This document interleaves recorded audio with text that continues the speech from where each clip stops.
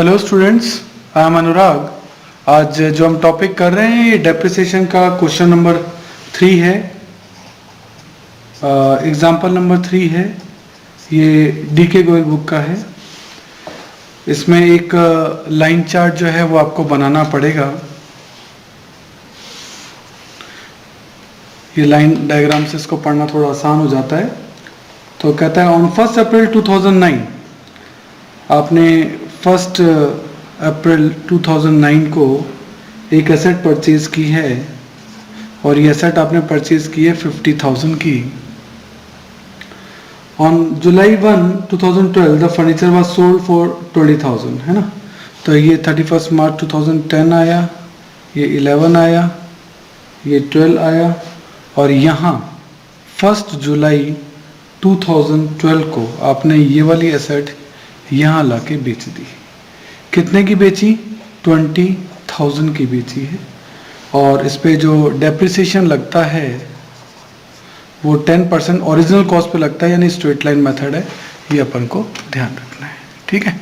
Straight line method से अपन ये जो क्वेश्चन है वो सॉल्व कर रहे हैं। ओके, तो दिस इज योर क्वेश्चन। अब हमें ये देखना है कि हमें कितने साल हो गए। पहला साल यहाँ कंप्लीट हुआ, ईयर क्लोजिंग 31 मार्च का है। 1 साल, 2 साल, 3 साल और देन ये 31 मार्च, उसके बाद अप्रैल, मई, जून, 3 महीने के बाद 1 जुलाई को बेची, तो 3 मंथ्स यहाँ पे लग गए। तो 3 साल 3 महीने जो है ये एसेट आपको बेचने में लगे हैं। तो उसके लिए अपन को मशीनरी अकाउंट बनाना पड़ेगा। देखिए कैसे। तो देखो यहाँ पे एक मशीनरी अकाउंट बनाना पड़ेगा और मशीनरी में डेट पर्टिकुलर अमाउंट, ये डेबिट साइड, ये क्रेडिट साइड। तो सबसे पहले आपने मशीनरी कब खरीदी है? देखो डेट आपने यहाँ लिखी है कि आपने 1 अप्रैल को खरीदी है और 1 अप्रैल 2009 है। तो 1 अप्रैल 2009 आपने एसेट्स खरीदी है, तो आप यहाँ लिखेंगे टू बैंक। कितने की खरीदी है? 50,000, ठीक है। नाउ इस साल और कोई ना तो खरीदना है ना बेचना है, तो सिंपली आपको डेप्रिसिएशन लगाना और 10% SLM है। स्ट्रेट लाइन मेथड का मतलब है कि डेप्रिसिएशन जो है वो हमेशा 50,000 पे ही लगेगा। तो 50,000 का 10% कब लगेगा? इस डेट को, ईयर एंडिंग पे 31 मार्च को। तो 1 अप्रैल 2009 को ईयर चालू हुआ था, तो ख़त्म कब होगा?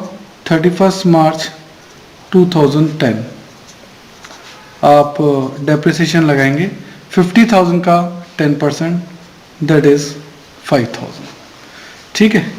और अब बैलेंस कितना बचेगा? तो बाय बैलेंस CD 50,000 की आपकी एसेट थी, उस पर 5 का डेप्रिसिएशन लग गया, तो अब एसेट कितने की बची?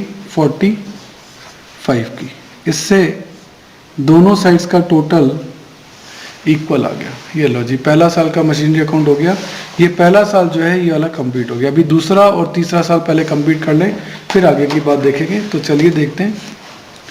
ये जो 1 अप्रैल 2009 था, तो यहाँ हो जाएगा 1 अप्रैल 2010। ये जो बैलेंस CD था इस साल का बन जाएगा टू बैलेंस BD 45,000। तो अब इस साल में यहाँ के डेप्रिसिएशन लगेगा 31 मार्च को। फिर डेप्रिसिएशन लगाते हैं 31 मार्च, ये था 2010, तो ये होगा 2011 bye depreciation. Straight line method है तो 50,000 का 10%, दैट इज 5,000।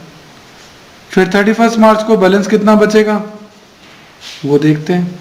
45 की तो एसेट थी, उस पर 5 का डेप्रिसिएशन और लग गया, तो एसेट कितने की हो गई? एसेट आपकी हो गई 40 की। इससे दोनों साइड्स का टोटल कितना आ गया? 45। सही है, 2 साल कंप्लीट, ये साल भी कंप्लीट हो गया। अब थर्ड ईयर स्टार्ट होगा।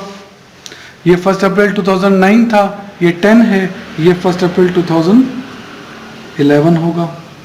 टू बैलेंस BD, ये जो CD था 40, ये यहाँ BD बन जाएगा। अब ईयर एंडिंग यहाँ आएगा, इस पर भी डेप्रिसिएशन लगेगा। ये था 31 मार्च 2011, तो यहाँ होगा 31 मार्च 2012 बाय डेप्रिसिएशन। वही 50,000 का 10%, क्यों हमेशा ओरिजिनल कॉस्ट पे लगेगा। यही हमारा स्ट्रेट लाइन मेथड जो है वो हमें बोलता है ना। तो 50,000 का 10% वही 5,000।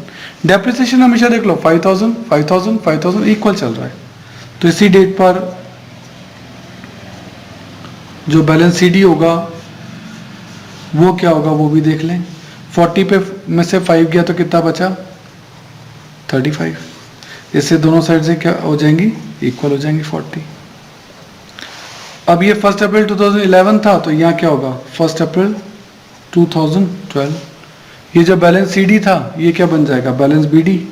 तो 2 बैलेंस बीडी 35,000 का बैलेंस यहाँ आ जाएगा। अब ये नया साल चालू हुआ और उसमें केवल 3 महीने ही एसेट काम आई है तो 3 महीने का ही डेप्रिसिएशन लगेगा। तो ये अपन लगाएंगे 1 जुलाई को बाय डेप्रिसिएशन। 5000 तो पूरे ईयर का डेप्रिसिएशन था और हमें चाहिए 3 महीने का। तो 5000 इंटू 3/12 ये डेप्रिसिएशन हो गया 1250 का। क्योंकि हमें डेप्रिसिएशन अब 3 महीनों का ही लगाना है, हमने ये जो डेप्रिसिएशन है वो 3 मंथ्स का ही लगाया है। ठीक है। अब इसी डेट को आपने एसेट्स को बेचा बाय बैंक। जब खरीदा था तो क्या लिखा था 2 बैंक। जब हमने यहाँ परचेज किया था तो 2 बैंक लिखा था और जब हम बेचेंगे तो हम क्या लिखेंगे बाय बैंक।